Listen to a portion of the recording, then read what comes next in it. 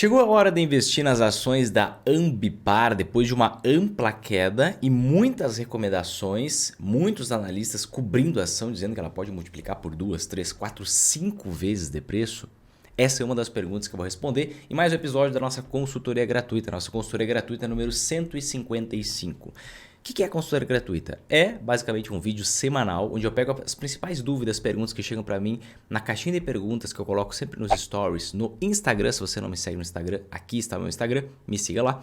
E eu pego essas principais dúvidas, perguntas que a gente pode aprofundar, extrair aprendizado, gerar realmente um aprendizado de valor para você. Trago para cá essas perguntas e respondo com mais profundidade, com mais detalhamento e assim por diante, tá bom? E vamos lá, direto para as nossas perguntas de hoje. Antes apenas da gente entrar nessa primeira pergunta, eu quero saber de você. Manda aqui embaixo nos comentários. Você investe nas ações da Ambipar hoje? Sim ou não? Ou você pensa em investir nas ações da Ambipar? Manda aqui embaixo nos comentários que eu quero saber. E se você já assiste aqui o nosso quadro há mais tempo, toca em gostei, te inscreve no canal, ativa o sininho, faz todo esse processo para que esse vídeo chegue a mais pessoas e assim a gente consiga ajudar mais gente. Então vamos lá, primeira pergunta de hoje é do Carlos. Chegou a hora de investir nas ações da Ambipar? Sim ou não e por quê? Vamos lá, vamos dar uma olhadinha aqui nas ações da Ambipar que a gente vai conseguir ter uma clareza geral desse processo, tá? Colocando aqui na minha tela, primeira coisa, tá? Cobertura dos analistas segundo o próprio site de relações com investidores da Ambipar. A gente vê aqui o Bank of America, preço-alvo R$ 81,00, só para você ter uma noção, hoje tem 14, né? Você tem aqui Bradesco BBI, R$ 72,00. Você tem aqui R$ 51,00, alta investimento.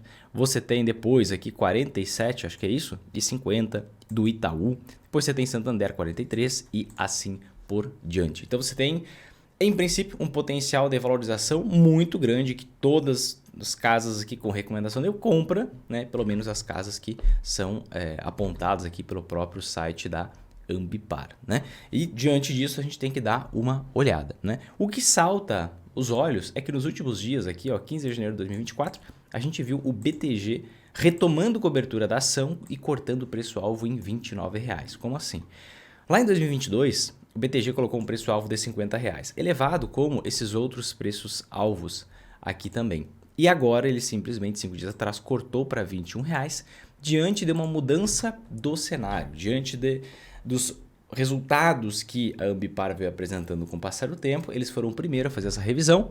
Talvez os outros sigam atrás, mas de todo modo ainda é um potencial de valorização de 50% frente ao preço deste momento, tá? E o que é essa tal da Ambipar, né? Que empresa é essa? Vamos ver aqui um pouquinho, olha só. Ambipar, a gente já pode ver que tem algo relacionado com sustentabilidade verde, multinacional brasileira, fundada em 95, líder em gestão ambiental e resposta à emergência. Então ela tem dois braços da empresa, né? O primeiro braço, ele atua em soluções ambientais sob os princípios da economia circular ao reincorporarmos os resíduos aos processos produtivos, reduzindo a utilização de recursos naturais e custos financeiros. Dessa forma, focamos na perenidade do negócio e subsidiamos os clientes para a melhoria dos seus indicadores ESG, tá? Algo que veio sendo muito falado nos últimos anos, mas caiu totalmente em desuso esse ESG. Daqui a pouco a gente fala sobre isso. Um segundo braço é justamente, somos especialistas em gerenciamento de crises e atendimento a emergências ambientais, químicas, biológicas e assim por diante, prevenção de acidentes, treinamentos, resposta à emergência e assim por diante, né? E um ponto interessante que a gente tem para analisar é justamente isso que eu comentei para vocês. Ó. Nessa imagem aqui você vê uma imagem que apareceu numa matéria do Wall Street Journal, onde eles mostram aqui o número de empresas que fazem parte do S&P 500, citando esse termo ESG nas suas earning calls, né? Que basicamente são os comunicados das empresas. E a gente vê aqui, ó, que 2019 era muito pequeno o número de empresas citando esse tal do ESG, né? Depois a gente teve um boom em relação a isso em 2020, muito por conta ali do momento que a gente estava vivendo. 2021 continuou em alta, 2022 começou a cair, 2023 caindo ainda mais. Então as empresas citavam muito mais essa busca por ESG, se mostravam muito mais interessadas, porque isso é uma pauta mundial que se tenta incutir na sociedade. E depois, quer saber? Vamos voltar às nossas raízes, né? Algo está acontecendo. Ou a natureza está melhorando de fato, não precisamos mais falar sobre isso, ou simplesmente as empresas não estão mais dando tanta bola, tanta importância para isso. Isso é crucial para você analisar a Ambipar, pelo menos um dos braços dela, né? Quando a gente entra aqui, ó, Para olhar o resultado, apresentação de resultados da empresa, algumas coisas chamam a atenção. A gente vê que a empresa tem uma dívida líquida em relação ao EBITDA, o lucro que vem da operação, descontando aqui a depreciação, amortização, a gente vê aqui que está num patamar que não é pequeno, um patamar razoavelmente alto. Né? O bom é que a dívida ela é muito focada no longo prazo. Tá? O que mais que a gente vê aqui, que é destaque importante e interessante? A separação, né, desses dois braços da Ambipar. Então, esse braço aqui mais focado em soluções de emergências, em prevenção de acidentes, resposta a emergências, desinfecção de ambientes, etc. e tal, a gente vê realmente um crescimento constante. Ele foi muito mais forte ali quando toda essa questão DSG e tudo mais estava mais em alta e agora encontrou um certo platô, mas ainda há algum tipo de crescimento. Né? Terceiro trimestre 23, que é o último resultado divulgado nesse momento, foi o momento recorde de receita bruta, né? O trimestre recorde. E a gente vê aqui que o lucro bruto ele vem aumentando com o passar do tempo, então ela consegue ter um lucro com essa atividade e a margem está interessante, 30% de margem. Né? O que mais que a gente vê aqui? Aqui a gente vê o lucro operacional, tudo bem, a gente vê aumentando junto. A parte aqui, voltada mais a ESG, a sustentabilidade, a gente vê que teve uma alta muito grande em 2021-22, junto ali com a citação. O crescimento composto trimestral 4%, enquanto desse outro braço aqui, se a gente for olhar a receita, 13%, muito maior. A gente teve um crescimento e depois a gente contou um platô. Tá? Esse platô ele tem 2 anos, então a gente está estagnado aqui nesse platô de receita bruta da empresa há mais ou menos 2 anos. O que mostra que, né, considerando a inflação desse período, essa empresa deveria estar tendo uma receita maior se ela estivesse prestando o mesmo tipo de serviço, né? Porque naturalmente os preços aumentam com o passar do tempo.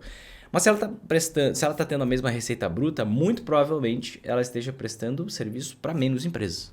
Né? Então, o que mostra que faz sentido a gente dar uma olhada nessa imagem aqui do número de citações do termo ESG nos earnings calls das empresas, e isso acaba impactando a empresa que ela fica meio patinando, está meio estagnada, muito embora ela tenha conseguido aumentar a sua margem. Olha que legal, ela conseguiu aumentar um pouco o seu lucro e aumentar um pouco, claro que pouco, né? Está estagnada no lucro, querendo ou não, mas a margem é bem alta nesse segmento. E depois a gente vai ter mais dados, aqui a apresentação da empresa, o crescimento orgânico nos últimos 12 meses e tudo mais.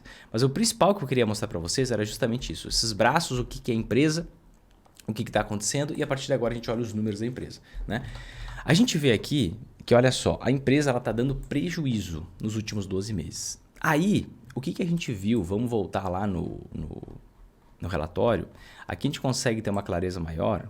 Cadê você? Aqui, o lucro líquido consolidado, né? Por que ela está tendo prejuízo se aqui no relatório diz que ela está tendo lucro? Né? Vamos dar uma olhada. Olha só, quando a gente pega aqui o lucro prejuízo da empresa, a gente vê aqui prejuizaço em 2023. Né? Só que quando a gente vem aqui na aba de resultados para dissecar um pouquinho mais os números da Ambipar e coloca aqui para a gente analisar trimestralmente, a gente vai ver que ela, olha só, lucro líquido, ela tem um lucro de mais ou menos uns 30 milhões por mês, tá? Então fica um pouco abaixo de 30, um pouco acima de 30. Só que ela teve um grande custo aqui, né? Uma grande despesa, e a gente pode ver que isso aconteceu aqui no primeiro trimestre de 2023. Né? Foi uma despesa operacional adicional totalmente diferente dos outros trimestres. Né? E ela destaca aqui o que é. Né? Olha só, lucro líquido do primeiro trimestre ajustado, desconsiderando despesas extraordinárias ou não caixa na listagem na NYSE da Response, que é um dos braços da Ambipar. Então, algumas coisas me chamam atenção. Ela listou na NYSE um braço, que não foi o braço ESG. É o braço que está mais crescendo. Né? E ela teve esses custos com isso, né? E por isso eles desconsideram aqui. Mas o que a gente consegue perceber? Olha só. O lucro trimestral em 2021 era bem maior do que foi a média do lucro trimestral em 2022, que também é maior do que a média do lucro trimestral em 2023. Né? Mesmo a gente desconsiderando. Né? Então a gente teve um lucro crescendo aqui, né, em 2023, mas mesmo assim isso aqui vai me dar uma média abaixo de 30 milhões. Né? Se a gente contemplar que é uma empresa, e agora vamos brincar com os números para a gente entender, porque esse é um negócio um pouco mais enrolado, porque tem esses custos não recorrentes e tal. Mas se a gente considerar que a empresa ela vai ter 30 milhões de lucro por trimestre, a gente está falando de 120 milhões de lucro por ano, certo? Se eu estou falando de 120 milhões de lucro por ano, vamos olhar qual é o PL dessa empresa, né? Vamos abrir uma calculadora e vamos fazer alguns cálculos, né? Então vamos olhar aqui. 120 milhões divididos pelo... Então eu peguei o lucro... Opa, fiz errado. Vamos voltar. Eu tenho que pegar o preço de todas as ações que a empresa tem na bolsa, 2 bilhões 350 milhões. Vamos facilitar, arredondar. Divididos por 120 milhões, que digamos que ela vai melhorar e vai conseguir ter isso. O que a gente tem? A gente tem um indicador PL de 19,5 vezes, tá? 19,5 vezes. Aqui a gente tem menos 18, por quê? Porque tem aquela despesa adicional, extra, não recorrente, que foi a listagem na análise. Só que o que acontece? Vamos pegar e dividir 1 por 19,58. 1 dividido por 19,58. O que eu enxergo aqui? Um outro indicador, o LP. Multiplico por 100, eu chego no percentual. O que é o LP? É o quanto a empresa dá de lucro em comparação com o preço atual da ação. Percentualmente falando. Então, essa empresa, mantendo o lucro dela constante, e esse lucro eu estou adotando, que é 120 milhões, tá? Ela dá 5% de lucro ao ano em relação ao preço que a gente paga pela ação. Só que você consegue hoje mais de 10% na renda fixa. Por que você vai se meter a investir na ação de uma empresa que não está crescendo o lucro? É diferente de uma empresa que cresce muito, que tem previsibilidade, etc. E tal, mas que não está crescendo muito, que um dos seus braços está estagnado. Se você vai receber 5% só de lucro da empresa em relação ao preço que você paga pela ação, já começa a me cheirar mal. Né? Quando eu olho aqui para a dívida sobre o EBITDA, a gente tem lá o resultado de 2,99, com ajustes aqui sem ajustes. A gente vê 3,57. Só que a dívida em relação ao EBIT, sem a gente desconsiderar a depreciação e amortização, está equivalente a 5 vezes o lucro operacional. Claro que se a gente ajustar essa questão da análise, fica um pouco mais baixo. Só que aqui tem um negócio muito grande, olha só. O nível de dívida em relação ao quanto vale o patrimônio da empresa. Olha que louco, a empresa tem, a cada R$1 de patrimônio, ela tem 4,50 de dívida. Então acaba sendo uma montanha de dívida esse negócio, né? Você gostaria de ter um negócio que a cada R$1 de patrimônio você tem 4,50 de dívida? Eu acho um pouco demais. Eu prefiro no máximo 1 para 1. Né? E a gente começa a ver todo esse cenário, sabe?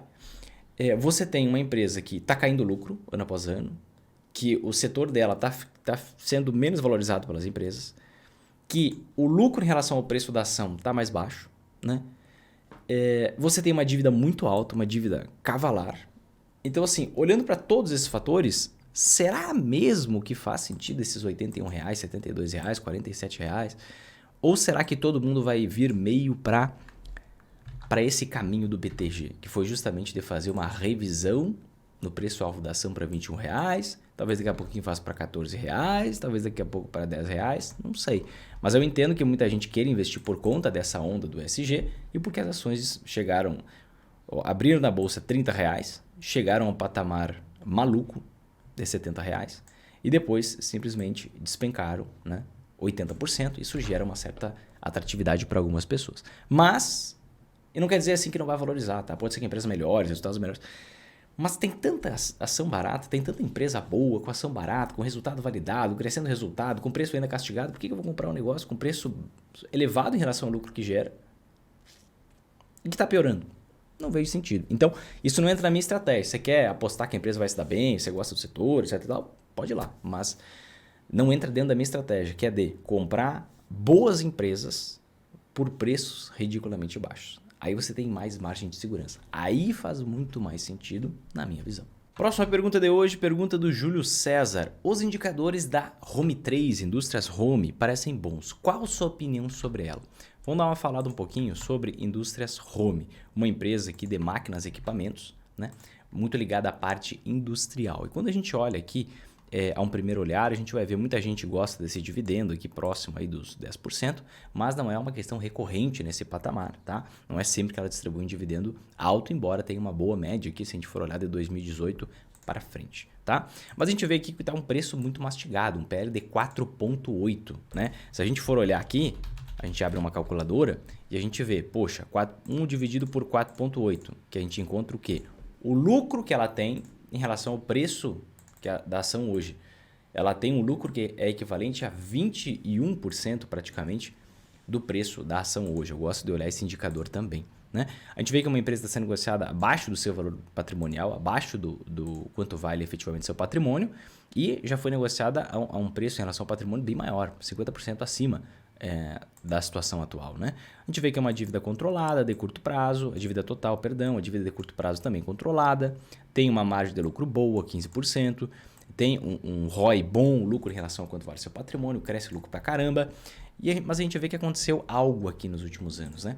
Ela passou por um turnaround muito grande, tá? Ali em 2016, e após 2016 a empresa começou a lucrar cada vez mais, 2022 lucrou um pouquinho mais do 2021 e 2023 o negócio despencou. O que é que foi que aconteceu com as indústrias home? Será que tem solução?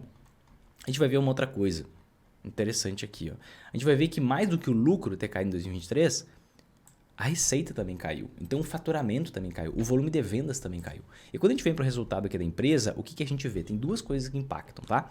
Uma coisa que impacta é isso aqui, ó, índice de confiança do empresário industrial. Né? A gente tem essa informação sendo divulgada mensalmente e a gente percebe aqui que de 2017 até 2022, até outubro de 2022, sendo mais claro, a gente vê um índice de confiança, exceto ali na semana do álcool gel, que ficava aqui na média acima de 60 pontos. Esse é um índice que mostra que num nível acima de 50, o empresário industrial está otimista. No nível abaixo de 50, o empresário industrial está pessimista. Né?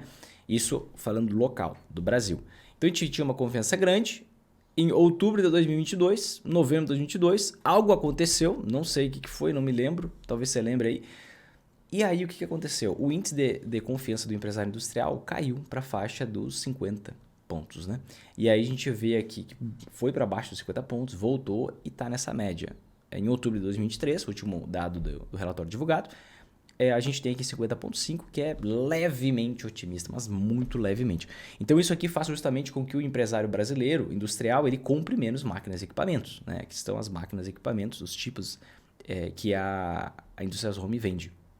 E outro ponto importante, tá? Aqui a gente tem a receita, que a gente pode ver que a receita caiu em 2023, justamente por conta dessa menor confiança do empresário industrial, tá? Mas também tem as vendas para o mercado externo. Então a gente vê aqui ó, que o faturamento de 2021 era bem bom no mercado externo. Em 2022 já caiu, né? Tivemos somente um trimestre acima dos 20 milhões de dólares, tá?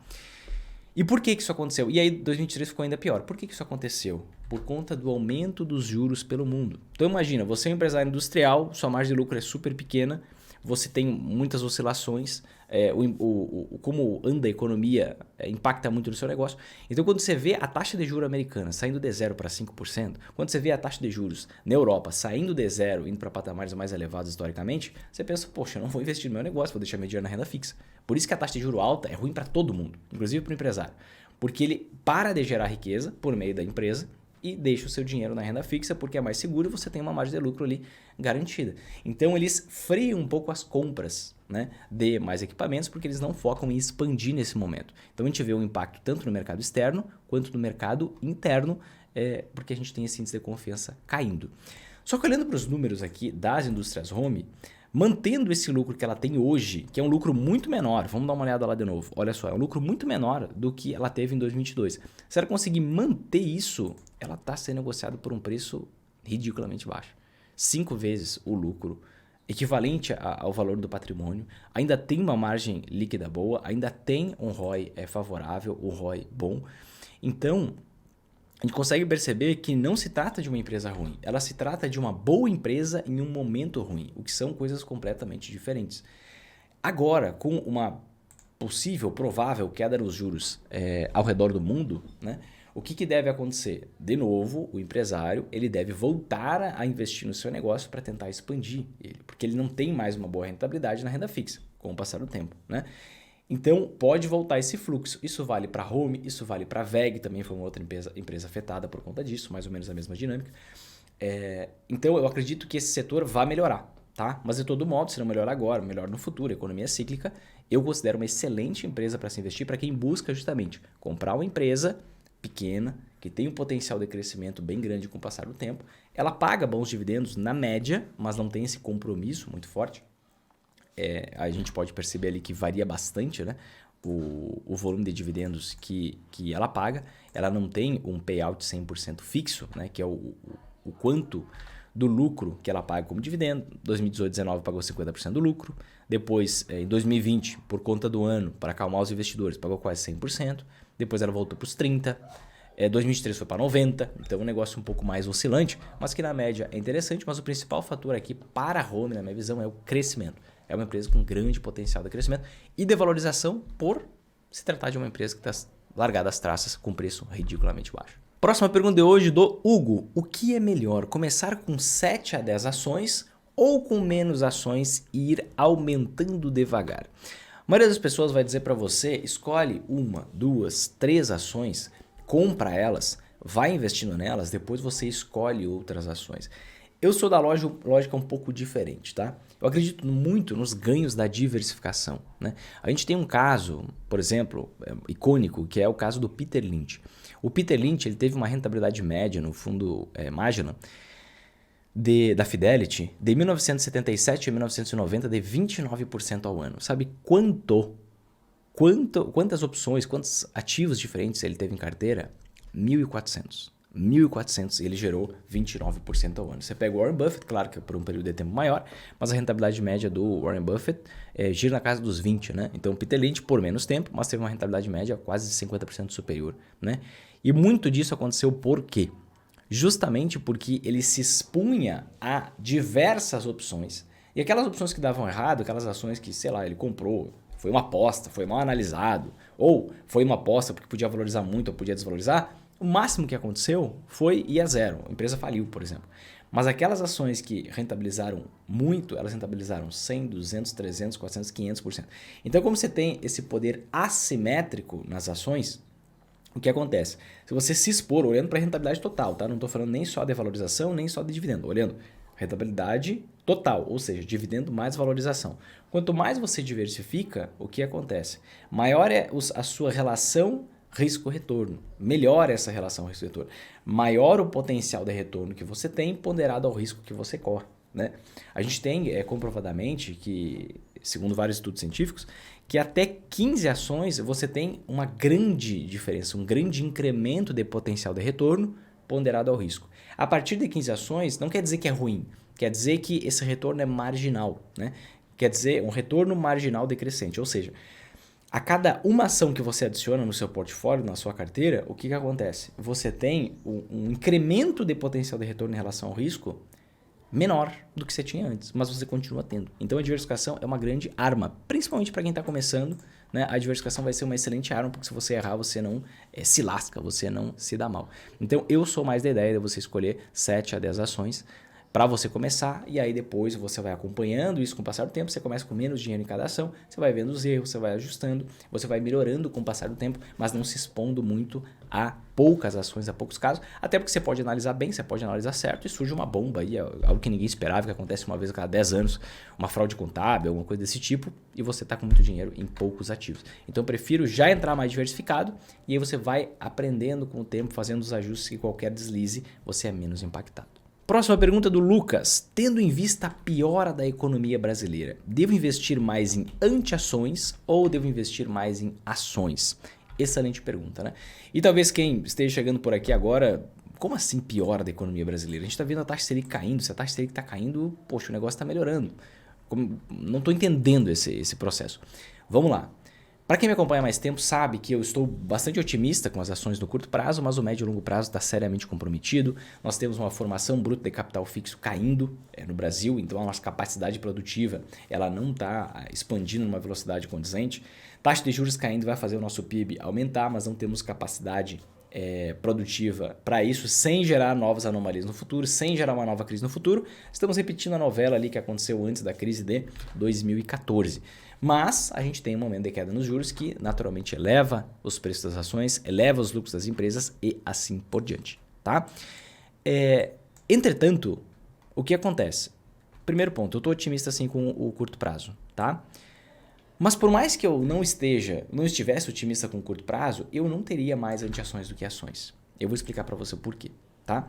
Olha só, A economia ela é muito dinâmica. Pelos indicadores a gente consegue ver, sentir um cheiro do que pode acontecer no futuro. Mas a economia é muito dinâmica. Daqui a pouco começa um conflito armado, daqui a pouco termina um conflito armado, daqui a pouco vem um escândalo contábil nos Estados Unidos, como foi da Enron lá em 2013, daqui a pouco vem o terrorismo, daqui a pouco Torres Gêmeas, daqui a pouco estoura uma bolha, sabe? Daqui a pouco tem um impeachment. Então assim, a gente tem muita incerteza. E eu sempre olho para a questão da assimetria. E eu vou te dar um exemplo aqui, né? O período recente da história, onde a gente teve uma maior valorização média nas ações, foi ali entre 2002 e 2008, onde as ações valorizaram aproximadamente 700% na média. Tá? E quando eu olho para as anti-ações, o período da história onde elas tiveram uma valorização mais aguda foi justamente no período posterior a esse, 2008 a 2016. Tá? E o que a gente vê? Primeiro tipo de anti-ação, a gente vê aqui uma valorização de 150% aproximadamente, deixa eu pegar certinho, 150% aproximadamente. E o segundo tipo de anti-ação, a gente vê aqui uma apreciação, uma valorização de 230%. Você consegue perceber que o potencial de valorização, de retorno total, valorização mais dividendos, que é o que está nesse gráfico, que eu mostrei do índice Bovespa, para as ações é muito maior do que para as anti-ações. Tá? Por quê? Basicamente porque as ações são partes de empresas que geram riqueza, empresas que têm o potencial de aumentar o seu lucro e assim por diante. Claro que você investindo numa anti-ação em moeda forte, você pode investir em ações americanas, você pode investir em renda fixa americana e dar uma rentabilidade adicional. Mas se você tiver uma crise no mundo no meio do caminho e que faça as ações americanas caírem, né? Tem outros poréns. Então, de mais garantido, entre aspas, a gente tem que o potencial de rentabilidade das ações, quando elas valorizam, é maior que o potencial de rentabilidade das anti-ações quando elas valorizam. Né? A gente vê ali 700 contra 230. Né? Justamente porque as anti-ações são uma estrutura para proteger você, não são uma estrutura para gerar riqueza. Né? As anti-ações é o que vai te dar, basicamente são os investimentos que vão te dar cobertura, proteção, segurança para você se expor à grande oportunidade que sim existe na Bolsa hoje, essa oportunidade de valorizações bem expressivas. Então, como a gente tem uma assimetria jogando a favor das ações, né, e o nosso maior potencial de multiplicação justamente são das ações, eu prefiro sempre ter ou mais ou a mesma dose, ou uma dose igualitária. Então, se você está muito pessimista com a economia brasileira, você pode ter a mesma dose. Se você está mais otimista no curto prazo, mas pessimista no médio e longo prazo, você pode ter um pouco mais ações do que anti-ações. Se você está super otimista, não, o Vinícius está falando bobagem, agora nós vamos virar Dubai, Brasil, o real vai ser a moeda mundial. O que você faz? Você tenha muito mais ações do que anti-ações. Mas eu não costumo ter mais anti-ações do que ações, a não ser que a gente esteja num cenário de deterioração muito claro, aí vai ser um caso específico, mas em geral, num momento como esse, eu não teria mais anti-ações do que ações, mas também não teria muito mais ações do que anti-ações. Estaria no meio do caminho por ali. E para quem não sabe o que são anti-ações, eu vou deixar aqui embaixo na descrição do vídeo um link para você acessar um vídeo onde eu explico todos os detalhes sobre elas. Próxima pergunta, pergunta de um outro Lucas. Como investir em ouro? Ouro, que é o segundo tipo de anti-ação. Uma das representações, né, o segundo tipo de anti-ação são os metais preciosos, investimentos que valorizam muito durante crises internacionais. Né? Você tem várias formas de investir em ouro. Né? Você pode investir em ouro físico, eu já investi em ouro físico, mas aí você tem que ter um cofre, um lugar para guardar. Porque se você for custodiar um banco, por exemplo, é muito caro. A última vez que eu vi no Banco do Brasil era 0,7% do valor do momento daquele ouro por mês. Não é por ano, é por mês. Então aí vai quase 10% ao ano. Né? Não compensa. Não vale a pena se você não custodiar esse metal com você. Você pode investir em fundos de investimento, com estratégia específica focada em ouro. Mas eu prefiro assim, hoje, né, a gente tem formas passivas, que são por meio de ETFs. Né? O que são ETFs? São fundos de investimento negociados na Bolsa de Valores. Então você tem, por exemplo, no Brasil, um ETF chamado Gold 11. Né? Esse ETF chamado Gold 11, você investe nele, você vai pagar 0,55% ao ano. Ele te diz que é 0,3%, mas na verdade é 0,3% a taxa dele, mais o 0,25%, porque ele pega e investe num outro ETF no exterior, que é o IAU. Né? Então eu considero mais inteligente você investir pelo menos a maior parte do seu dinheiro no IAU, no exterior, porque você paga menos da metade de taxa. Né? Paga 0,25% ao invés de 0,55%, porque investindo pelo Gold 11, você paga 0,25% mais 0,3%, que é do Gold 11, para ele fazer para ele replicar o IAU. Né? E um ponto importante, né, também, tanto o IAU quanto o Gold 11, por ser um investimento direto no IAU, você tem a custódia, a garantia da custódia física do metal. Então tem alguns ETFs que são os ETFs Trust, que basicamente são fundos negociados na bolsa, que eles garantem que eles têm, e claro, né, você teria que ir lá olhar para ter essa garantia 100%, mas eles garantem que eles têm a custódia física do metal. Então, temos um patrimônio líquido de 1 bilhão, então ele tem 1 bilhão em ouro físico e eles têm custodiado isso daí. Tá? Então é algo interessante porque você tem essa segurança adicional do que simplesmente investir em um fundo que investe em derivativos que replicam a rentabilidade do ouro, mas não tem o ouro propriamente dito. Né? Isso é importante até para um cenário mais agudo de crise. Mas eu trataria essas duas formas como as mais viáveis. Né? Você tem IAU, você tem IGLD. Mas o mais importante não é o veículo de investimento, quero deixar isso bem claro. Você vai pagar 0,3 a mais de taxa, 0,3 a menos, a depender do veículo, da forma como você investir. O mais importante é você ajustar bem os percentuais. Então, quanto por cento investir em ouro nesse momento? Isso depende do momento econômico, mas principalmente da volatilidade da sua carteira de ações. Porque as anti-ações existem justamente para fazer com que você tenha menos volatilidade por conta da sua carteira de ações. Então, a depender da volatilidade da sua carteira de ações, quais empresas você tem, quais setores que você investe, quais tamanhos das empresas, qual a natureza desses negócios, quantas ações você tem, quanto você diversifica, tudo isso influencia na quantidade, na dose que você deve ter de anti-ações, certo? E, a depender de como que anda a economia mundial, poxa, a economia mundial está num cenário complicado, a gente tem conflito armado, não tem, a gente está numa crise internacional, não tem, juros estão subindo pelo mundo, não estão, isso vai influenciar na quantidade de ouro que você tem que ter na carteira. Então, o mais importante é você ajustar a dose, o veículo vai mudar muito pouco, a dose é que vai fazer total diferença, aquele chavão, né? A diferença entre o veneno e o remédio é só a dose. Então, às vezes, você pode estar investindo em anti-ações, em ouro, por exemplo, e pode mesmo assim não lucrar nas altas casas da bolsa. Ou você pode investir e efetivamente conseguir. Então depende, você tem que fazer esse ajuste, porque você tem que investir da forma certa, mas mais importante é você investir na medida correta em anti-ações. E ouro representa uma das anti-ações, um dos tipos de anti-ações. Certo, gente? Esse vídeo fez sentido para você? Esse vídeo te ajudou de verdade? Então toca aqui embaixo em gostei, compartilha com seus amigos, te inscreve no canal, ativa o sininho, faz todo esse processo. E o mais importante de tudo, vai acontecer agora nos próximos dias um evento online, gratuito e sem enrolação. Inédito, totalmente inédito, uma nova edição do Projeto Investidor Sempre em Alta, onde eu vou mostrar para você o que você tem que fazer passo a passo para conseguir lucrar tanto nas altas quanto nas quedas da Bolsa de Valores com consistência e previsibilidade.